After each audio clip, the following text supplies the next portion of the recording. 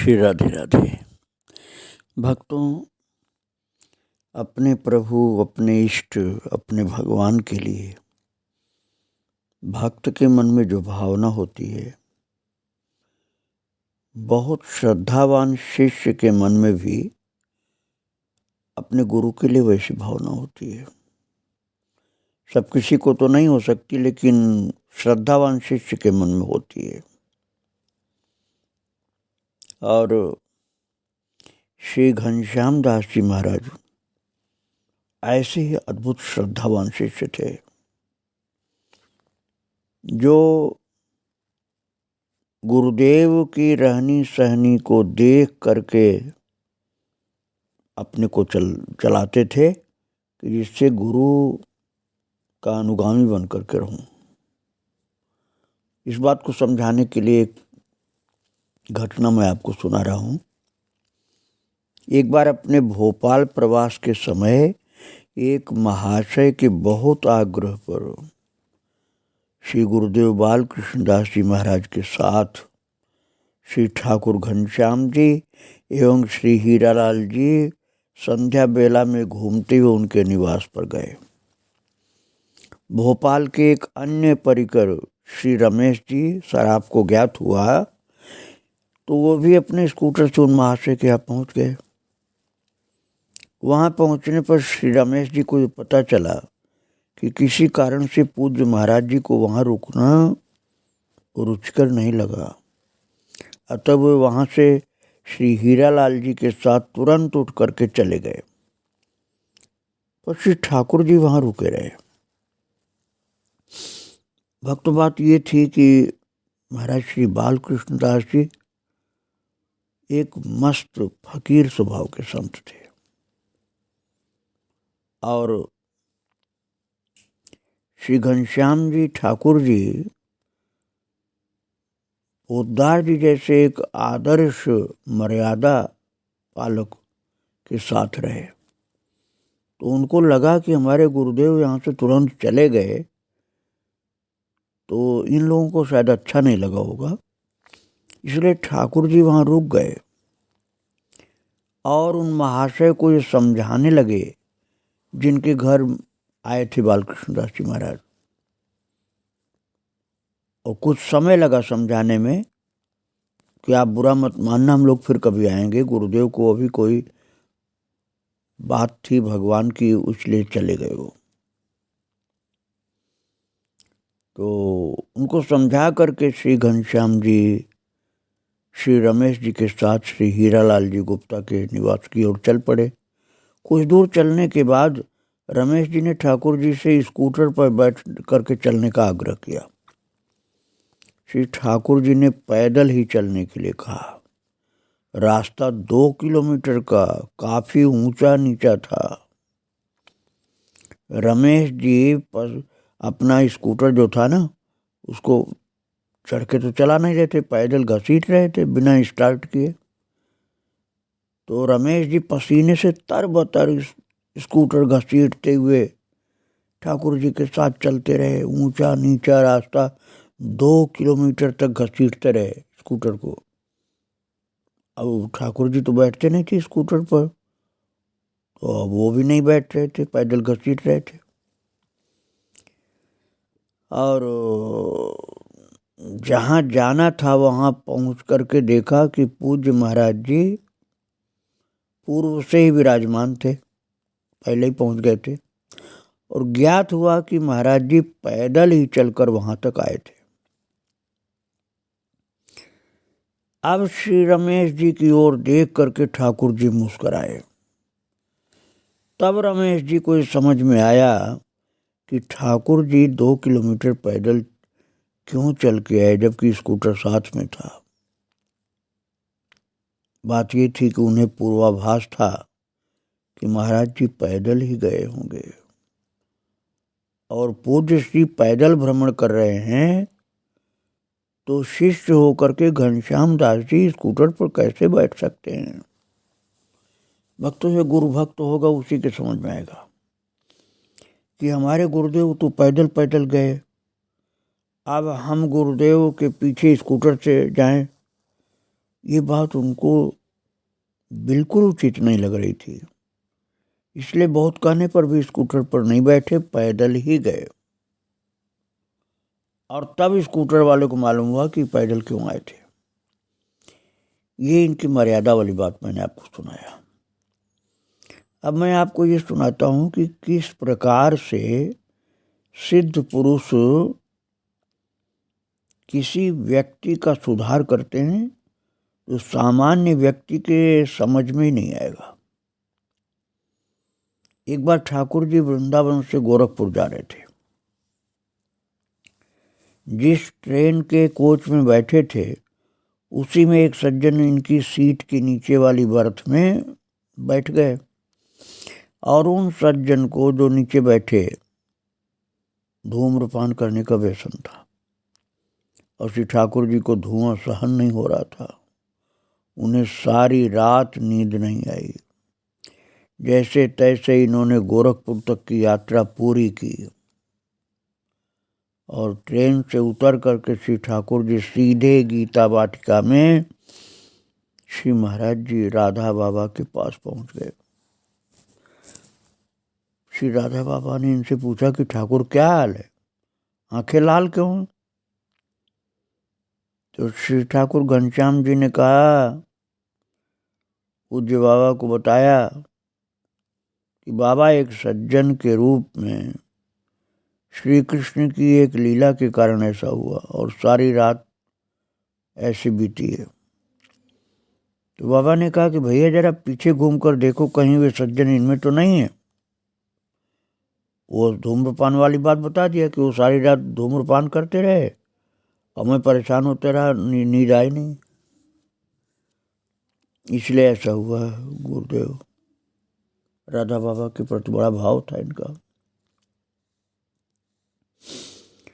तो राधा बाबा ने कहा जरा पीछे घूम कर देखो, वे सज्जन जो रात भर ऐसे धूम्रपान करते रहे तुम बता रहे हो जिनको, तो वो कहीं यहाँ तो नहीं है, गीता वाटिका में तो नहीं आए। और दूसरे दिन उन सज्जन को लेकर भाई जी बाबा के पास गए। बात ये थी भक्तों कि वो वहीं आए थे। वो जो धूम्रपान कर करके रास्ते भर घनश्याम जी को आराम नहीं करने दिया ट्रेन में, वो सज्जन भी गीता वाटिका में आए थे। और दूसरे दिन उन सज्जन को लेकर पूज्य भाई जी पूज्य राधा बाबा के पास आए और उन्हें मिलाते हुए कहा कि ये अमुक व्यक्ति हैं। तो राधा बाबा ने कहा कि आइए नंदनंदन महाराज, कहिए आपकी क्या सेवा करूं। और उन्होंने महाराज एक पत्ते के ऊपर रखी हुई 2 सिगरेट उन सज्जन को एक निकटस्थ व्यक्ति के द्वारा दिलवाई। बहुत सावधानी से सुनो, ये महापुरुष का आचरण कैसा था। और जो 2 सिगरेट उन सज्जन को एक निकटस्थ व्यक्ति के द्वारा दिलवाई, जो कि पूज्य बाबा ने पहले से ही अपने पास मंगा के रखी थी। उनके आने के पहले, उस सिगरेट प्रेमी के आने के पहले ही बाबा ने 2 सिगरेट मंगा कर रखी थी। तो श्री हनुमान प्रसाद पोद्दार जी चौंके कि बाबा ये क्या। तो पूज्य बाबा बोले कि पोद्दार महाराज, जैसे नंदनंदन वैसे उनकी सेवा। बाबा ने उन सज्जन से कहा, आप जी भरकर सिगरेट पीजिए। भक्तों, ये हर कोई कर नहीं पाएगा। भजन करने वाला साधु महात्मा जो पवित्र आचरण, पवित्र भोजन वाला है, वो सिगरेट का स्वागत तो किसी तरह से भी नहीं करना चाहेगा। सिगरेट के द्वारा कौन करेगा स्वागत, तो छूना भी नहीं चाहेगा। और अपने सामने धूम्रपान कराए तो मुश्किल है। लेकिन राधा बाबा ने तो पहले से मंगा रखा था, और दोनों सिगरेट सामने रख के बोले, बाबा कि आप जी भर करके सिगरेट पीजिए। और बाद में पूज्य भाई जी को सारी घटना फिर सुनाई कि रास्ते भर ये सिगरेट पीते रहे ट्रेन में, और घनश्याम सो भी नहीं पाया। तो पूज्य भाई जी उनकी ओर देखने लगे तब उन्होंने अपनी भूल स्वीकार की और श्री भाई जी के सामने ही सदा के लिए धूम्रपान छोड़ने का संकल्प कर लिया और फिर जीवन भर सिगरेट नहीं पिया, कोई भी धूम्रपान नहीं किया। अब आप देखिए इन महात्मा की लीला है कि किस प्रकार से उस व्यक्ति को जो एक नशेबाज था उसको पवित्र बना के भगवान का भक्त बना दिया। हर कोई इस तरह से नहीं कर पाएगा। ये संत जो उच्च कोटि के होते हैं वही ऐसा कर सकते हैं। और एक घटना सुनिए आप। एक सरल सदगृहस्थ महिला जो गीता वाटिका में ही पूज्य भाई जी एवं श्री राधा बाबा के आश्रय में रहकर भजन किया करती थी, उनके सरल हृदय में उनके इष्ट लाला कन्हैया साक्षात प्रकट रहते थे। उनसे बातें करना, लाल लड़ाना, बस यही उनका भजन था। भगवान कृष्ण से बात करती रहती थी, प्यार करती रहती थी, बस यही भजन उनका था भक्तों। और राधाष्टमी के अवसर पर उत्सव पांडाल में होने वाले पद गान के कार्यक्रम में ये बैठी थी। श्री ठाकुर जी इस कार्यक्रम में कुछ देर सम्मिलित होने के बाद श्री राधा बाबा के साथ अपनी कुटिया में आ गए। उधर माता जी के कृष्ण कन्हैया ने बार बार उन्हें तंग करना शुरू कर दिया। वे कहने लगे, मैया चल। भगवान कृष्ण कह रहे हैं उस माता से, मैया चल, यहाँ मत बैठ। उनके बार बार तंग करने पर अम्मा उठ करके चल दी और उनका लाला उन्हें खींच करके सीधे ठाकुर जी की कुटिया में ले आया। वहां पहुंचकर उन्होंने देखा कि ठाकुर जी कुटिया में बैठकर कोई कैसेट सुन रहे हैं। कैसेट में ठेठ ब्रजभाषा में गाए हुए होली के पद चल रहे थे और इनमें परंपरागत दुर्लभ गालियों का संग्रह था। गाली का मतलब आप बुरा वो शब्द मत समझना, जैसे प्रेम के कारण कोई अपने खास व्यक्ति को शब्द बोल दे, ऐसा कन्हैया के प्रति सखाओं का भाव जो ब्रज में है, उस तरह के शब्द थे भक्तों।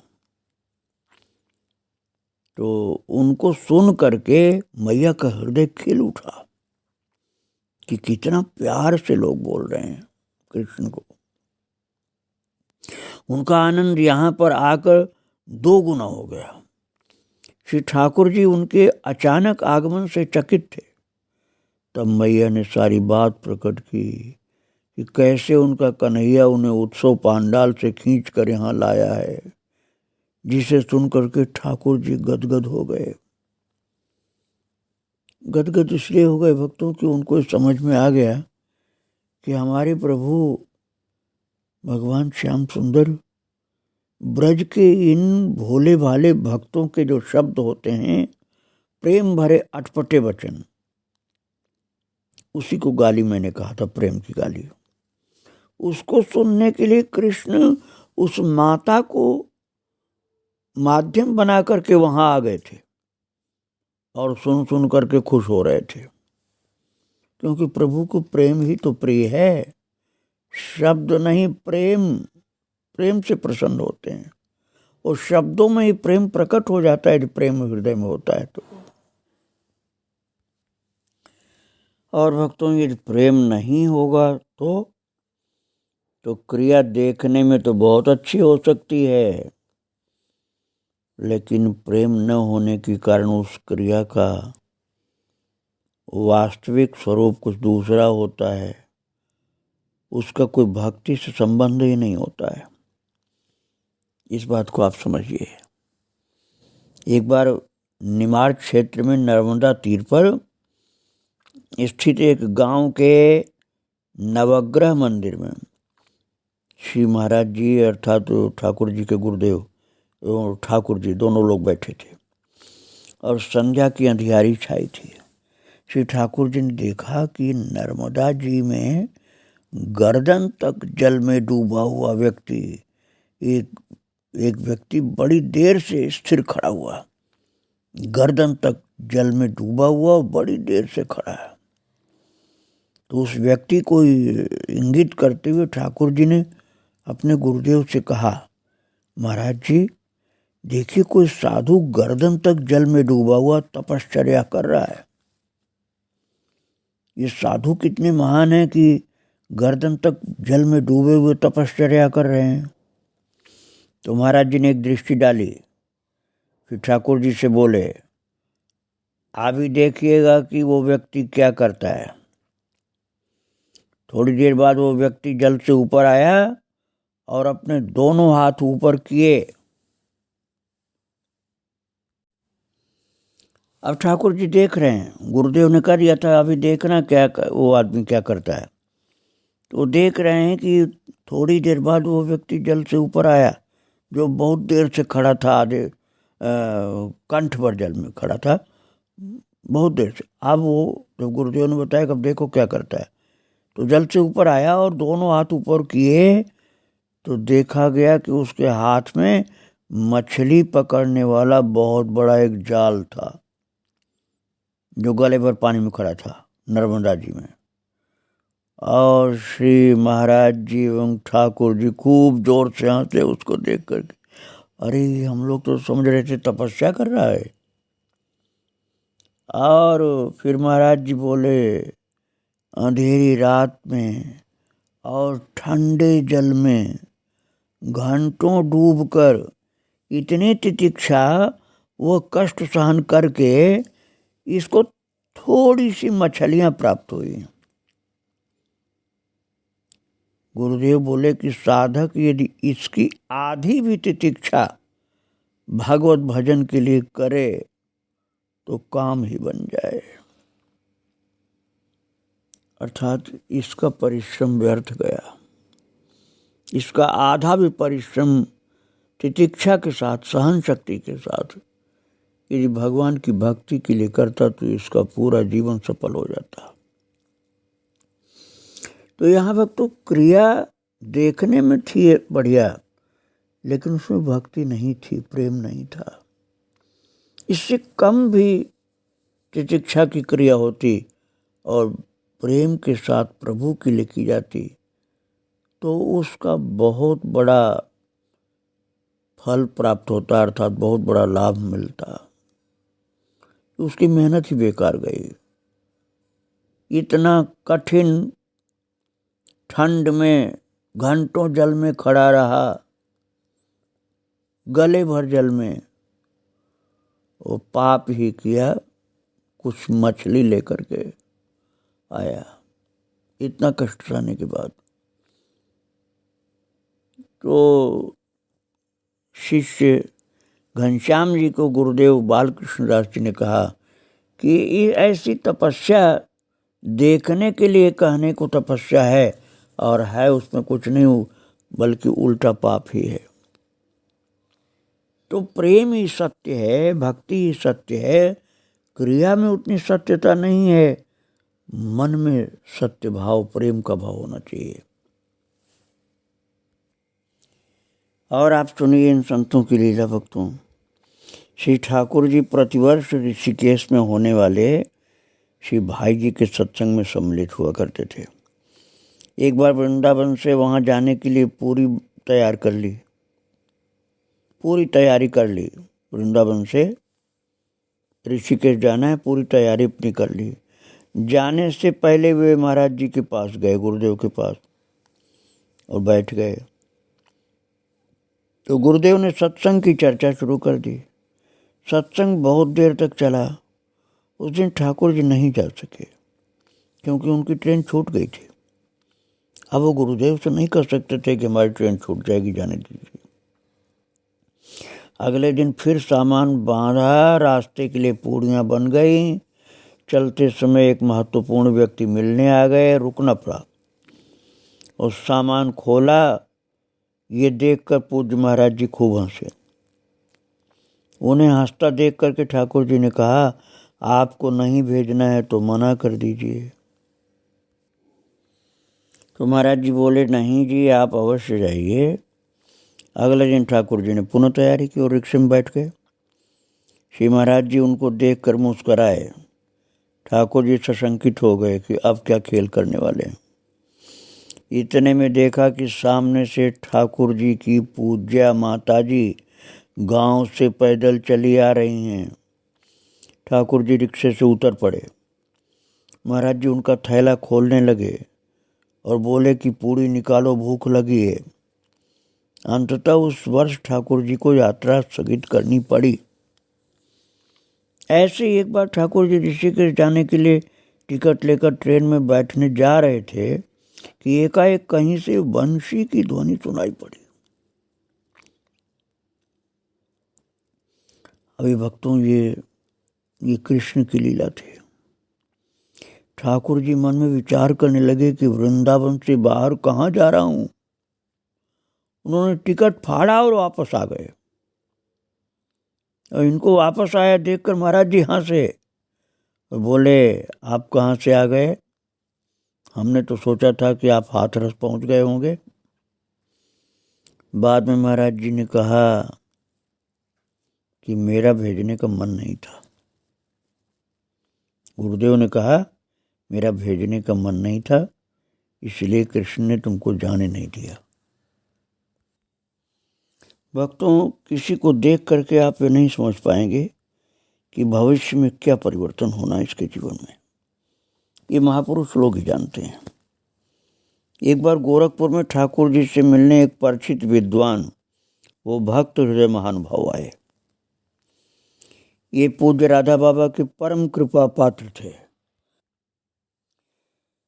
और उन्होंने ठाकुर जी से एकांत में मिलने का समय मांगा। निकट ही वृक्षों की छाया में बैठकर ठाकुर जी को अपनी मानसिक उलझन बताते हुए उन्होंने कहा कि अमुक व्यक्ति को देखते ही मुझे बहुत क्रोध आता है और मुझे उससे चिढ़ होती है। उन्होंने उस व्यक्ति के आचरण व स्वभाव में गड़बड़ियों संबंधी कई बातें कही जिनके कारण उन्हें उद्वेग होता था और ठाकुर जी ने उनकी सारी बातें सुनी। फिर बोले, अब वो व्यक्ति तो शिकायत कर रहे थे उस व्यक्ति की कि उसमें ये गड़बड़ी है जिससे मुझे बहुत परेशानी होती है। और ठाकुर जी को जब सुनाया तो ठाकुर जी बोले, ठाकुर जी ने कहा कि आपने जो बातें उन व्यक्ति के बारे में बताई हैं वो सब मैं जानता हूँ, किंतु मुझे कोई उद्वेग नहीं होता, क्योंकि पूज्य राधा बाबा ने इस व्यक्ति के विषय में कहा है कि कालांतर में इस व्यक्ति की परिणति अमुक भाव के ब्रज परिकर के रूप में होगी। सूर्य चंद्र मिथ्या हो सकते हैं, किंतु मेरी बात मिथ्या नहीं होगी। इस प्रकार का आश्वासन जिसे बाबा ने दिया है उसके संबंध में अन्य विचार करने की बात रही ही नहीं। अब आप लोग सोचो भक्तों की जिसकी शिकायत इतनी कर रहा था वो आदमी, उसके विषय में राधा बाबा ने क्या कहा था कि ये ब्रज परिकर के रूप में पहुंच जाएगा। इसलिए ठाकुर जी कह रहे थे मुझे इसके आचरण से कोई परेशानी नहीं होती, क्योंकि राधा बाबा की बात गलत नहीं हो सकती। ये भविष्य में उस भाव समुद्र में निमज्जित होने वाला ही है। ठाकुर जी ने कहा, मैं तो उनको अभी से ही उस रूप में देख रहा हूँ। उसके वर्तमान स्वरूप को देखते ही मुझे पूज्य बाबा की याद आ जाती है। हो सकता है कि भविष्य में उसे गले लगाकर न मिल सकूं, तो क्यों न अभी उससे गले लग करके मिल लूं। पता नहीं फिर मेरा शरीर रहे कि नहीं जब एक महान पुरुष से बनेंगे। इसलिए मैं सोचता हूं अभी उनसे गले से मिलूं। ठाकुर जी ने कहा, मानो मैं ब्रज परिकर से ही मिल रहा हूं, उसके वर्तमान जीवन के क्रियाकलापों पर मेरा ध्यान नहीं जाता। उन्होंने कहा कि आप साधक हैं, इसलिए मैं ये बात आपसे कह रहा हूँ। यदि आपको पूज्य बाबा की वाणी पर कोई संदेह नहीं है तो फिर से उद्वेग का कोई कारण नहीं होना चाहिए। ठाकुर जी की इस स्पष्ट समाधान से वो सज्जन परम संतुष्ट हुए। उनके मन का मलिन भाव जाता रहा। वे बोले, ठाकुर जी, आपने मेरे सिर का मनोबोझ उतार दिया है।